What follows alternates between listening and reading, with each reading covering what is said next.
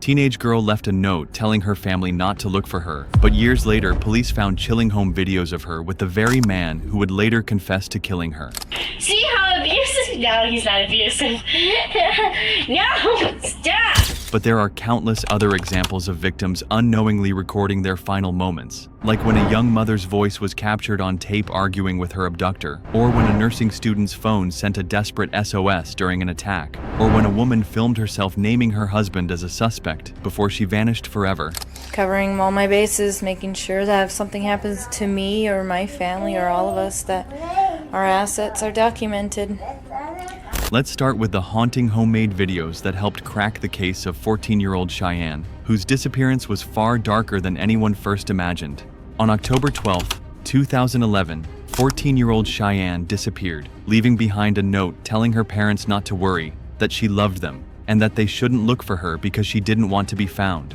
With no other leads, the case was closed as a missing person matter.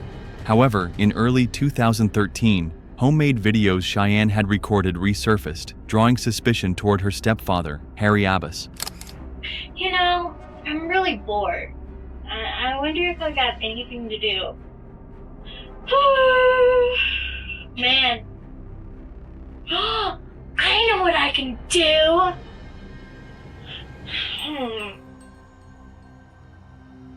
What? I don't know. I should be careful.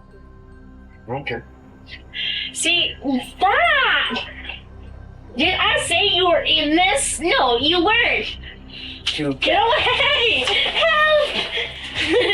See how abusive? No, he's not abusive.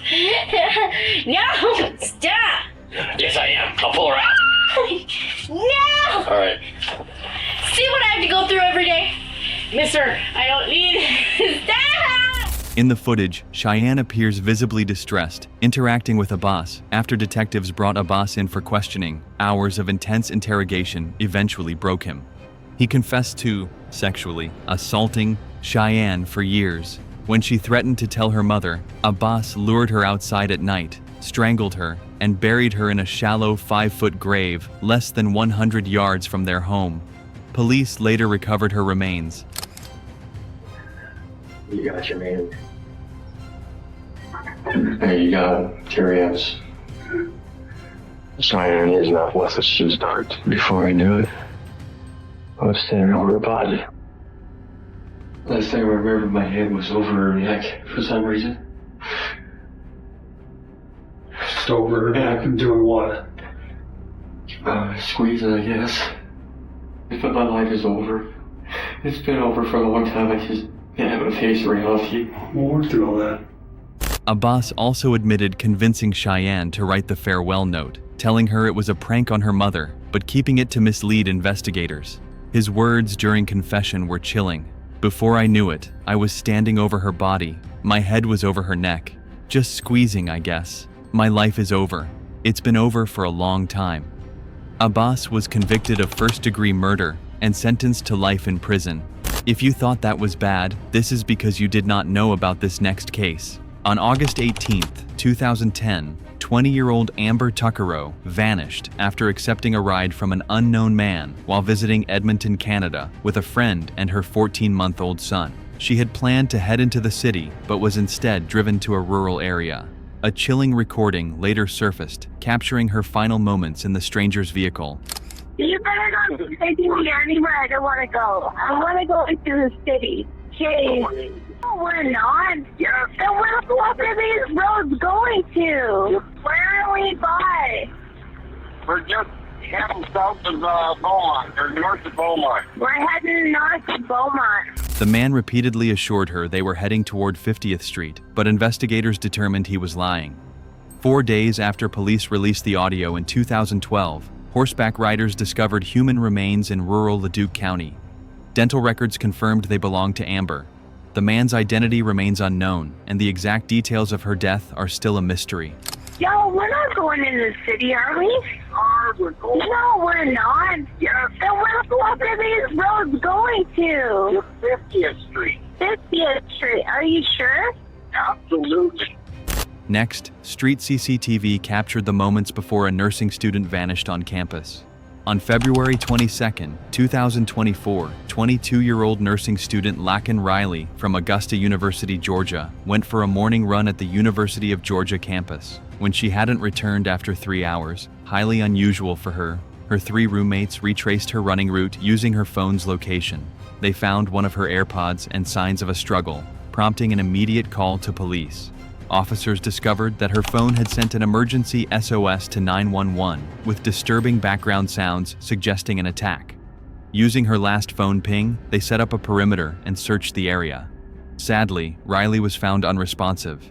She had suffered multiple blunt force injuries, brain bleeding, and asphyxiation. Hi, we're calling because our roommate went out for a run at 9.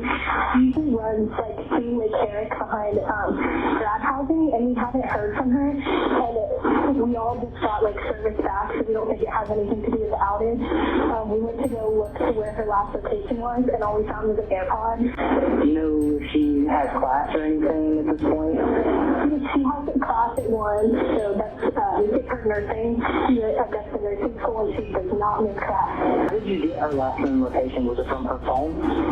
Yes, it was updating, so that's why we're a little confused. She hasn't moved for almost 3.5 hours now. How did she get there? Did she run from your house there, or did she take a vehicle there? Yes, she runs the trail. Her car's still at our house. Okay, we got officers on the way, all right? Okay, thank you. CCTV footage revealed a hooded man discarding clothes, gloves, and hair in a dumpster. All tested positive for Riley's blood and DNA. The suspect, identified as 26-year-old Jose Ibarra, an undocumented Venezuelan immigrant with gang ties, a criminal record, and outstanding warrants, lived less than a mile from where Riley's body was found. His phone contained photos of him in the same clothing seen on CCTV, and his DNA matched evidence on the victim. Riley's DNA was also found under scratches on his body. In the state of Georgia versus Jose Antonio Ibarra, case SU 24CR0323, count 1, malice murder. I find the defendant guilty. Count 2, felony murder. I find the defendant guilty. Count 3, felony murder. I find the defendant guilty. Count 4, felony murder. I find the defendant guilty. Investigators concluded he had been hunting for victims.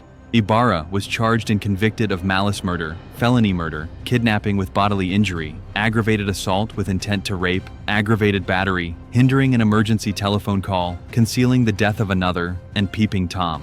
He was sentenced to life in prison. In this next case, a terrifying moment captured on camera involving an attempted kidnapping. On Sunday, June 29th, a male suspect committed a robbery inside a local business before escalating his crimes by forcibly removing a female employee from the store. Surveillance footage showed him dragging her outside toward a vehicle, where it became clear he intended to abduct her.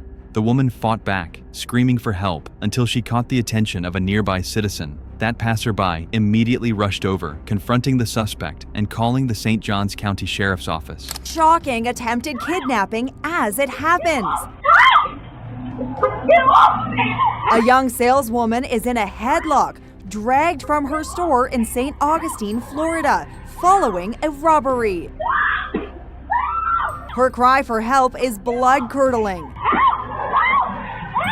He's trying to shove her into a pickup truck as she desperately tries to break free. Then she escapes, with the suspect chasing right behind. I saw a young lady screaming, fighting. I waved and yelled at her to come to me, and of course got on the phone with 911. 911. There's a lady being attacked. He's trying to put her in the car. Faced with intervention, the suspect abandoned the kidnapping attempt and fled the scene. Police quickly issued an alert for the suspect's vehicle. Soon after, officers spotted him driving recklessly, triggering a high-speed pursuit through the county. The chase ended when law enforcement successfully stopped the car and apprehended the driver without further injury to others. The suspect was identified as 31-year-old Tundor. Investigators determined that his plan had been to abduct the employee immediately after committing the robbery, and evidence recovered from the scene tied him directly to both crimes. She did everything that we could ask her to do. She got very, very loud. She was fighting. She was resisting. Did she save her own life? She did, absolutely. Police were able to track down the suspect within minutes. You see him being taken into custody on police body cam. The victim's quick thinking, combined with the bravery of the citizen who intervened, likely prevented a far more tragic outcome. Even so, prosecutors pursued serious charges given the dangerous escalation of events. Tundor now faces multiple counts, including kidnapping, robbery, and grand theft auto. Next up, police body cam captured the moments before a young woman vanished in one of the most high-profile missing person cases in recent memory. On August 12, 2021, Moab police in Utah responded to a domestic violence call involving 22-year-old Gabrielle "Gabby" Petito and her fiancé. Witnesses told officers they saw both Gabby and Brian hitting each other. Brian downplayed the conflict, saying Gabby gets worked up sometimes, and claiming the scratches on his face came from her having a phone in her hand while he pushed her away. Both had visible marks, but neither wanted to press charges.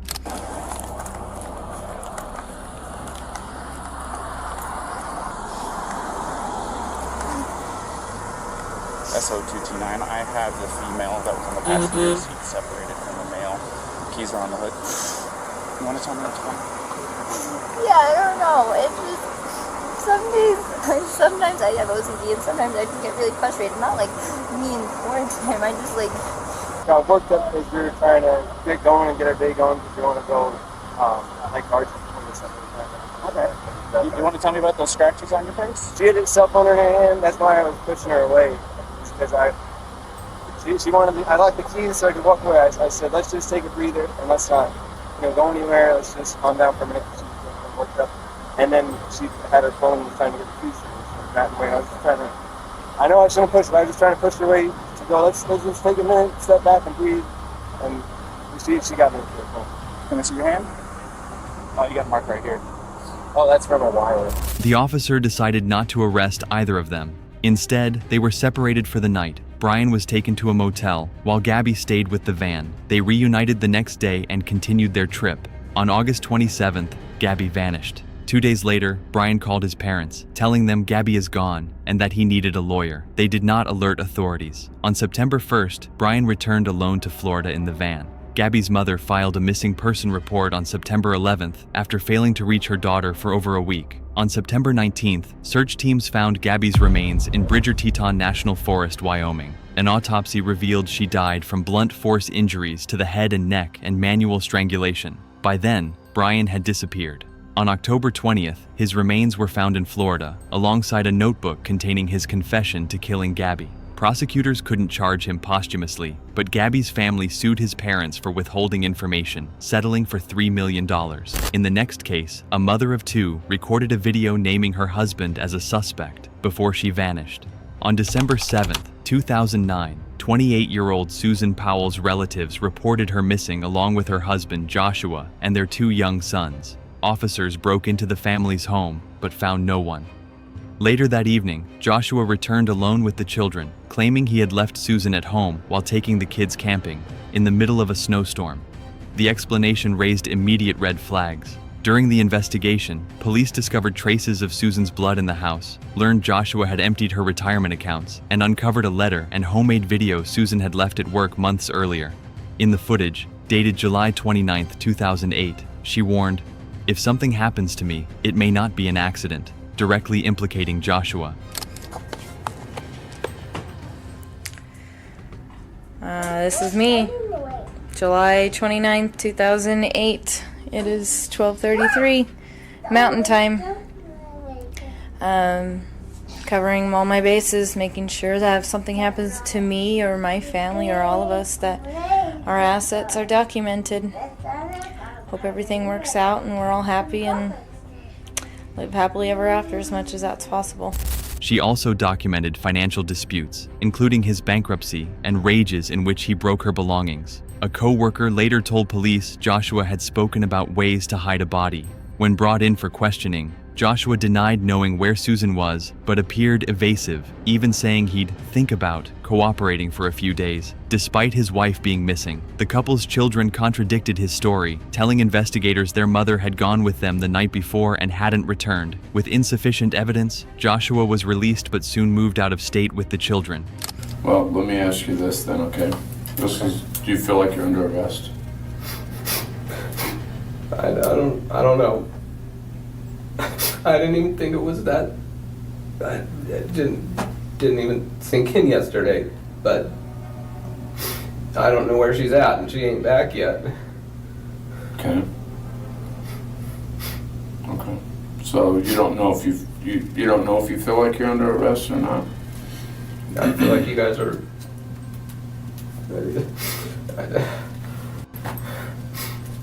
I mean, I already told you guys everything I can think of, and I haven't. Oh, and I did think of only one thing. She has another friend that I wasn't even thinking of. It's one of her closest friends is Kiersey. On February 5th, 2012, 3 years after Susan's disappearance, a supervised visit turned deadly. Joshua locked the social worker out, then set his home on fire, killing himself and both children. Susan's remains have never been found. Her parents sued Washington State's Department of Social and Health Services for negligence in failing to protect the children, winning a $98 million settlement. If you enjoyed this video, subscribe to our channel and hit that bell icon for more interesting videos like this.